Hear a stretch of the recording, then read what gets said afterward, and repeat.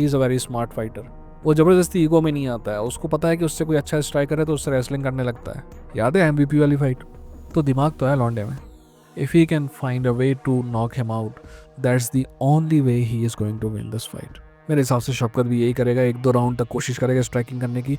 अगर वो striking battle में आगे नहीं चल रहा है, आगे चल रहा है तो कोई दिक्कत नहीं है, फिर तो आप ये मान के चलिए कि 5 राउंड में से 4 राउंड या 5 राउंड शौकत जीतेगा। बट अगर स्ट्राइकिंग बैटल में वो पीछे चल रहा है तो तीसरे राउंड से वो रेसलिंग करना चालू करेगा, और फिर वहाँ से आप फाइट ख़त्म होने का समय आप घड़ी में नोट कर लीजिए, ज़्यादा से ज़्यादा 5 मिनट होगा। ठीक है, जहाँ तक प्रेडिक्शन की बात है, दिल कहता है शौकत रख बनाओ, दिमाग कहता है शौकत रख बनाओ, पैसा होता तो शौकत पे लगाया जाता। चलिए आगे बढ़ते हैं मेन इवेंट की तरफ। मेन इवेंट है अलेक्जेंड्रे पंटोजा वर्सेस काया साकुरा। देखिए, सबसे पहले बात कर लेते हैं काया साकुरा की। काया साकुरा के नंबर 1 कंटेंडर या फिर चैंपियनशिप में फाइट करने से मेरे को कोई प्रॉब्लम है क्या? बिल्कुल भी प्रॉब्लम नहीं है। देखिए, उसके 2 सिंपल कारण हैं।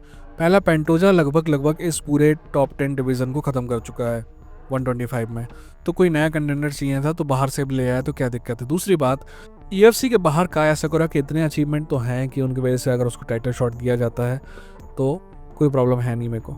अब सवाल अगला ये है कि आखिर क्यों इतनी मेहनत कर रहा है UFC काया साकुरा के पक्ष में, क्यों उतना स्टार बनाने में फैला है? दोस्त, पहली बात तो काया साकुरा में स्टार पोटेंशियल है। काया साकुरा डायनेमिक फाइटर है, स्मार्ट है और जैपनीज स्टार है।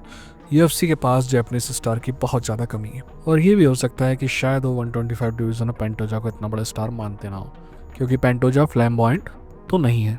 और सच कहूँ तो actually Kaya Sakura deserve to be a star यार।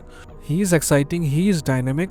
वो 5 सेकंड में फाइट हार भी सकता है और 5 सेकंड में फाइट जीत भी सकता है। हम वो नहीं करेंगे जो UFC कर रही है, और हम अलेक्जेंडर पंटोजा की भी बात करेंगे। दोस्त, अलेक्जेंडर पंटोजा मेरी नज़र में अभी already one of the best 125 of all time है, और मेरे हिसाब से अभी इस पूरे डिवीज़न में ऐसा कोई फाइटर नहीं है जो उसको हरा सकता है।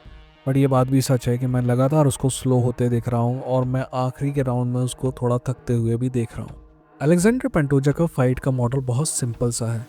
अलेक्जेंडर पंटोजा बहुत ही टफ फाइटर है, तो वो आपको लेकर एक ऐसी दुनिया में जाता है जहाँ पे को केवल टफ आदमी ही सर्वाइव कर सकता है, और क्योंकि वो टफ है इसलिए वो सर्वाइव करता है। देखिए, ये फाइट बोरिंग होने वाली है या एक्साइटिंग होने वाली है तो डिपेंड करता है पेंटोजा पे, ना कि काया साकुरा पे।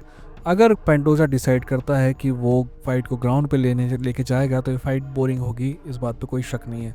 पर अगर गलती से भी पेंटोजा ये डिसाइड करता है कि वो स्ट्राइकिंग करेगा तो this fight is going to be very very exciting. देखिए, पेंटोजा के साथ प्रॉब्लम ये है कि